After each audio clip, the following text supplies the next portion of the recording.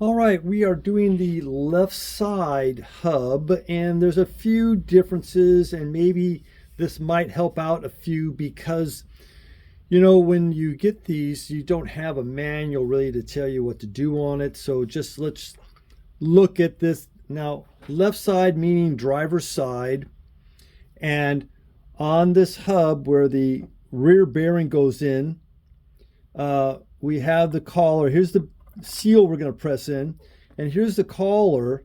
And so you'll notice that normally everything goes in right, but no, left side, left thread. Okay, so just remember left side and left thread. So let's just talk about the nut that goes here. Okay, all right, so now on this, we're looking at this, and whoa, look, it's a left-hand thread on that also. So just think left, everything left. When you're talking about left, think of left, because it's happened before that they'll put the tool on this thing to take it off, and they just think it's a right-hand thread, and then they just break the tool. So anyway, so that's why I'm kind of doing this video. I know it's going to be kind of repetitious, and maybe I'll skip a lot of this stuff, but I just thought I'd get the key points. But the biggest key point is I was able to get this rear bearing, super rare, but I have a brand new bearing for it. Super excited that just came in the mail. So that's why we're going to put it together. Okay, let's get to it. Well, everything should go right. But this is the first time I've used this bearing.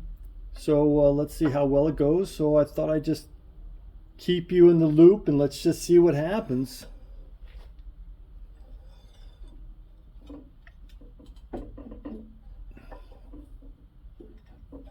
Obviously giving you the worst view of in the house. Sorry about that.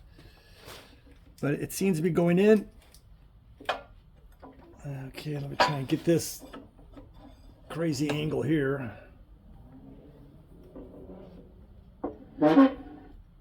Okay, I think that slipped in pretty good, and that's real good grease. It sticks. All right, so we got this. Now we're going to proceed over, and I'm going to put it in my vise so that we can see how well the collar goes down. Now that's always a tension moment on these. Okay, so remember,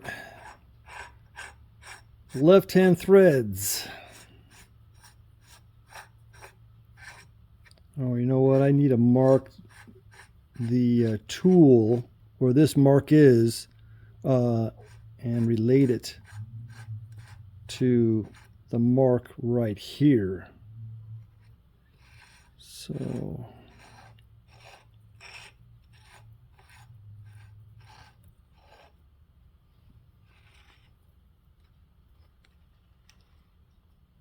okay, so not too bad, not too bad. Let me just put you on temporary hold. Okay. No good. No fucking good. Oh, lights, camera, action. Whoops.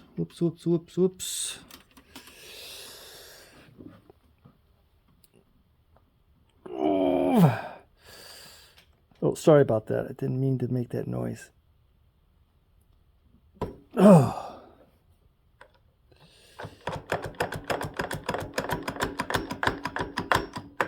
Boy, it's in there good. It's almost in there good. I'm just a fraction off. Okay, I got to reset this thing. Okay, let's see. I might need a cheater bar, but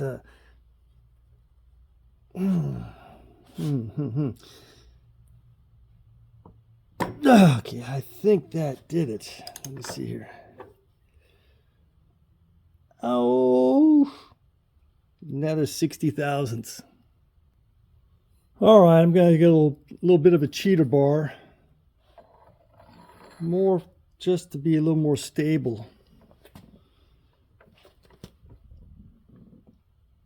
Let's see.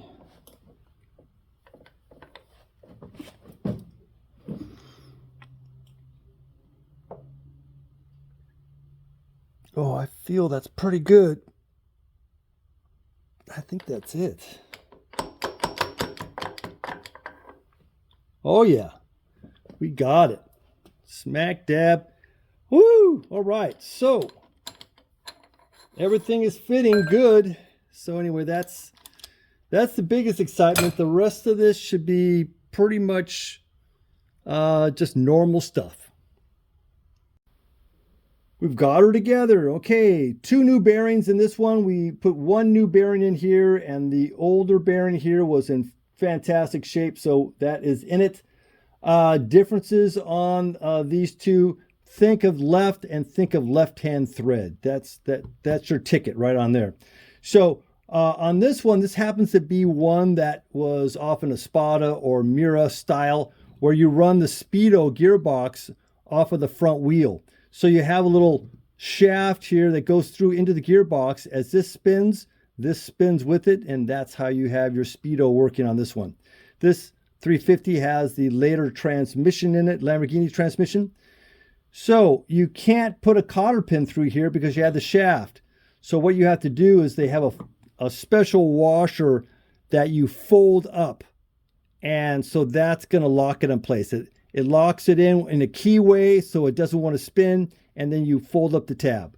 So that's how they make it work on these. All right, so please like and subscribe. I'll see you on the next one. Bye-bye now.